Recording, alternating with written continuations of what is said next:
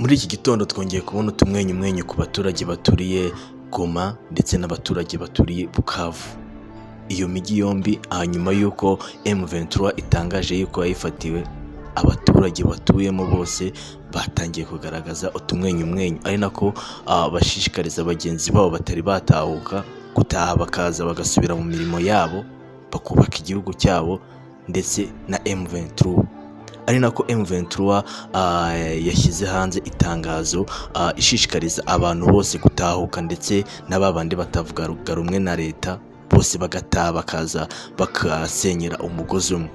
Umuvugizi wa M23 yanditse ibaruwa igira iti: mwese aho muri nimuze twubake igihugu cyacu, tugifatanye tukigire cyiza kurushaho, tukivane muri aya maboko y'ibisambo byagifashe bicyugarije. Ayo ni amagambo yavuzwe n'umuvugizi wa M23, ari nako akomeza ashishikariza na babandi baba barahohotewe na leta mu bintu bijyanye na politike kuba bamwiyungaho bakaza bakaganira bagafatanya hamwe, bagafatanyiriza hamwe kureba ko barwanya iyi ngoma ya Tshisekedi. Twewe iyo tubirebye neza tubona nta kindi M23 igamije, si intara y'amajyepfo gusa yavuze ko igamije, ahubwo igamije gukuraho guverinoma ya Tshisekedi, akaba ariyo ijya ku ntebe y'ubuyobozi bwa Kongo. Ibyo ni ibintu umuntu uwo ari we wese yareba mbese agashyira mu gaciro, akabona ko ari byo bigenderewe n'uyu mutwe wa M23.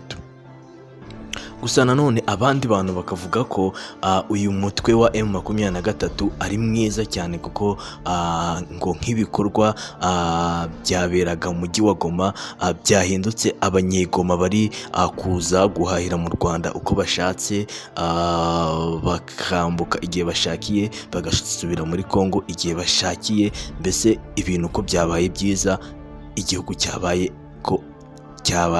nk'aho ari kimwe nta mbogamizi zikiriho.